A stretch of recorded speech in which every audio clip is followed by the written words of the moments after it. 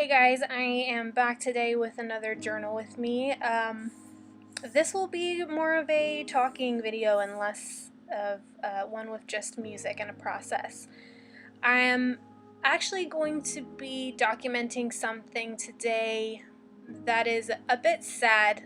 At first I wasn't 100% sure if I should even film this or show it, but I realized that it's really important to show that I use my journal to process not only just the happy things. And I think that's important for a lot of us to realize. We see a lot of things on YouTube that are, bright, happy colors, and most people will only document or show their processes or their projects that come out great or perfect.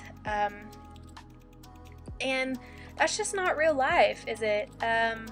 Real life can be messy and sad at times, and I think a lot of us who are in the journaling community use our journals, whether you do morning pages or you keep a memory journal or you scrapbook. I think a lot of us use that creative outlet to process negative emotions or sad emotions sometimes as well. And so I think it's important to kind of show that here. And not only that, but my friend who just recently passed away was an amazing, incredible person. And that's what I wanted to focus on in this particular journal spread. She was so generous and kind and strong. Her focus was always on everyone else and making sure everyone else had what they need. Despite if she was having a bad day or struggling or in pain, she always made sure that everybody else's needs were met. And she wasn't afraid to ask for things. She wasn't afraid to go after what she wanted, and she wasn't afraid to be herself. She knew exactly who she was. So I wanted to kind of capture that in my journal. The paper that I'm using on the left side of the page is a green cat paper. So her favorite color was green, and she loved to collect cats. And she gave me this piece of paper, and I don't know where it came from. I think it was a book or maybe a magazine, but she also knew that I loved cats. And I remember when she was getting ready to retire, she was kind of cleaning out some of her things, and she found it and she gave it to me. And I've been holding on to it for a while, looking for the perfect time or place to use it. It's such cute paper, and this just seemed like the best time to do it because she loved cats. Her favorite color was green, and what better way to kind of, highlight those things than in a journal spread with her.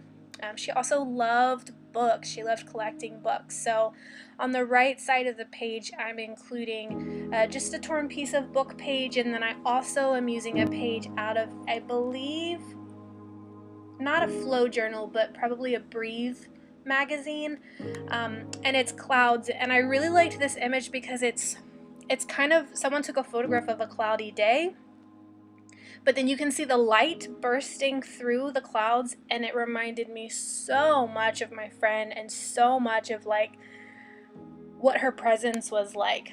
She could light up a room, she could bring light to a dark situation, and for that I really appreciate her and the presence that she had in my life. On top of those, I am also cutting out one of the songs or poems that was used at her, we called it a celebration of life service. And she was Jewish, and so a lot of the songs, were originally in Hebrew, but what I liked is that they translated a lot of these to English, and this one in particular is all about how you can remember the person who's gone by paying forward what they gave to you, basically. So it basically says, when I die, if you need to weep, cry for someone walking the street beside you. You can love me most by letting hands touch hands and souls touch souls. You can love me most by sharing your goodness and multiplying your acts of kindness. You can love me most by letting me live in your eyes and not in your mind.